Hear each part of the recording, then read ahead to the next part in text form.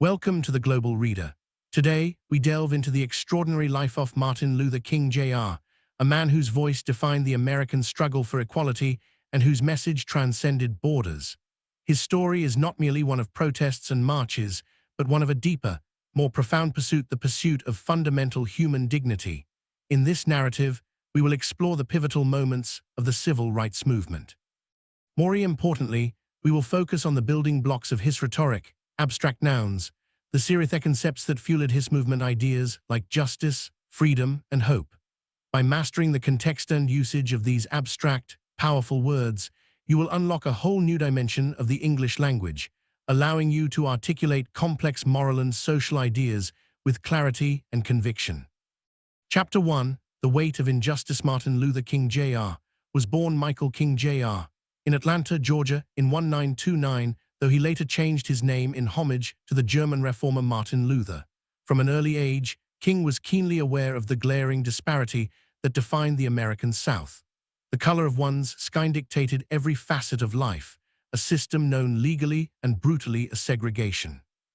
This system demanded that black citizens use separate schools, separate hospitals, and separate drinking fountains. It was a visible, tangible denial of their very humanity.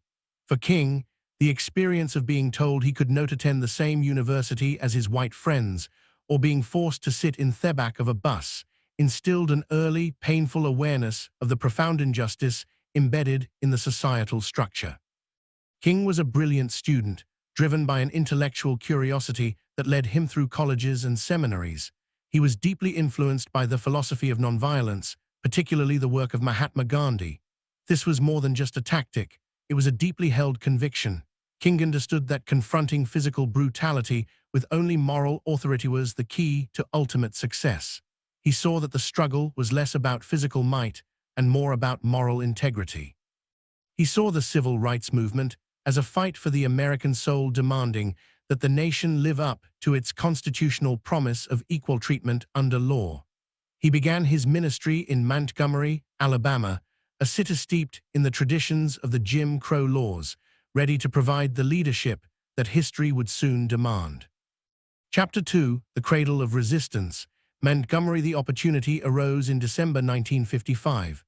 Rosa Parks, a civil rights activist and seamstress, refused to give up her seat to a white man on a public bus. Her courageous, individual act of disobedience ignited a community-wide movement. The local black population decided to boycott the city buses, an arduous, demanding act of mass resistance.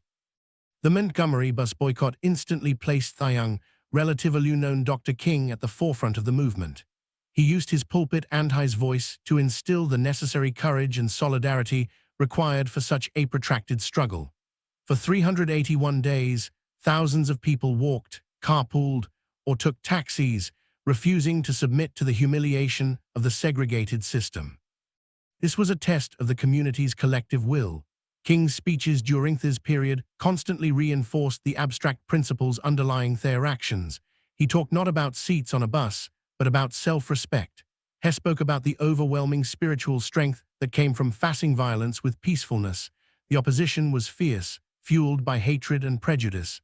King's own home was bombed, yet he urged his followers to maintain their strict discipline of nonviolence. He argued that the true victory lay in winning the hearts and minds of the oppressors, appealing to their dormant sense of conscience. The boycott was a triumph not just of activism, but of economic pressure and moral purity. The Supreme Court eventually ruled that bus segregation was unconstitutional.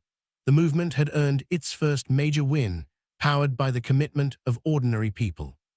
Chapter 3: The Philosophy of Nonviolence. Following Montgomery, King co-founded the Southern Christian Leadership Conference, SCLC, to coordinate civil rights activism across the South. His philosophy was rooted in the 4 basic steps of a nonviolent campaign: fact-finding, negotiation, self-purification, and direct action. Direct action took many forms, including the famous lunch counter sit-ins. Young students would sit down at segregated lunch counters and politely ask to be served. When they were inevitably denied, they remained seated, enduring verbal and sometimes physical abuse. This required immense internal fortitude. The students, through their unwavering calmness, highlighted the moral bankruptcy of their attackers. King's writings from this period explored the abstract relationship between oppression and liberation. He stressed that nonviolence was not passivity, it was active, determined action rooted in living compassion. He often used a powerful contrast in his speeches, the contrast between the ugly reality of discrimination and the beautiful potential of brotherhood. He argued that when one fights for justice, one must be prepared for the long haul, demanding extraordinary patience and perseverance. The forces of reaction were slow to yield their power. The freedom rides, designed to test integration laws on interstate buses, met with terrifying violence. Riders were beaten and buses were firebombed. Yet, the commitment to nonviolence never fractured. King's leadership was pivotal in maintaining this moral high ground in the face of chaos. Chapter 4, Birmingham and the Fire, 1963. The movement targeted Birmingham, Alabama, known for its intense and brutal resistance to civil rights. This city was selected specifically because its police commissioner, Bull Connor, was known for his recklessness and propensity for violence. King knew that exposing this violence to the world was essential to force federal intervention. The protests, however, led to mass arrests, including King himself. From the Birmingham jail, he wrote his famous Letter from a Birmingham Jail, which stands as a monumental defense of direct action. In it, head-dressed white clergymen who had urged patience, arguing that Black Americans had waited long enough for freedom. He meticulously defined the abstract boundary between just and unjust laws. He wrote, "A just law is a man-made code that squares with the moral law or the law of God. An unjust law is a code that is out of harmony with moral law." This intellectual precision transformed the debate from a simple argument about civil rights into a universal discussion about morality and human law. As the protests continued, Connor unleashed police dogs and high-pressure fire hoses on the unarmed demonstrators, many of whom were children. The images of this barbarity shocked the nation and the world. Suddenly, the abstract concept of segregation became a visceral, unforgettable image of physical abuse. The nation's sympathy finally began to tilt decisively toward the movement. Chapter 5, The Dream and the Promise. The climax of the movement came in August 1963 with the March on Washington for Jobs and Freedom. Over 250,000 people, black and white, gathered at the Lincoln Memorial. It was here that King delivered his transformative "I Have a Dream" speech. This speech is a masterwork of rhetoric, powered almost entirely by the careful use of abstract nouns.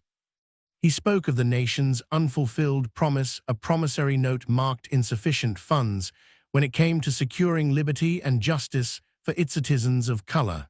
The core of his message was not anger, but hope. He repeatedly used the word dream as a metaphor for the attainable future. "I have a dream that one day this nation will rise up and live out the true meaning of its creed. We hold these truths to be self-evident, that all men are created equal," spoke of transforming the discord of their nation into a beautiful symphony of brotherhood. He painted a picture of a future where his children would be judged not by the color of their skin, but by the content of their character. This emphasis on character over color remains one of the most powerful uses of an abstract noun in modern history. The sheer scale and moral force of the march helped pave the way for major legislative change. Chapter 6, The Long Struggle for Equality. The legislative victories followed swiftly. The Civil Rights Act of 1964 outlawed discrimination based on race, color, religion, sex, or national origin. The Voting Rights Act of 1965 struck down the discriminatory practices that had prevented millions of African Americans from exercising their constitutional sovereignty. King's work, however, was not finished. He expanded his focus to the economic disparity facing Black Americans, moving his attention to cities in the North and West, where poverty and housing injustice were rampant. He began to critique the war in Vietnam, linking it to the lack of resources for the poor at home. This shift in focus led to new opposition, even from within the movement. Despite the mounting criticism, the constant threats, and the unrelenting fatigue, King maintained his moral authority and his commitment to Thepwa. His final campaign, the Poor People's Campaign, sought to unite all races facing economic hardship under one banner of economic justice. On April 4, 1968, in Memphis, Tennessee, Martin Luther King Jr. was assassinated. The nation and the world was rocked by the sudden tragedy to his life. Yet the work was not undone. Conclusion: the enduring legacy of ideas. Martin Luther King Jr. left behind no great physical monument, but he left an enduring legacy of ideas. The power of his story for English learners lies in how he used abstract nouns concepts like freedom, justice, integrity, and hope to transform an entire society. He showed us that these abstract concepts are not just philosophical terms, they are the bedrock of human aspiration and the most effective vocabulary for demanding change. When you listen to his speeches, you hear the rhythm of these nouns, creating a cascade of moral urgency. The courage and perseverance demonstrated by King and the thousands who marched with him reshaped not just the laws of America, but the fundamental understanding of what it means to be an ethical, equal society. His struggle remains an eternal reminder that the fight for equality is the longest walk of all.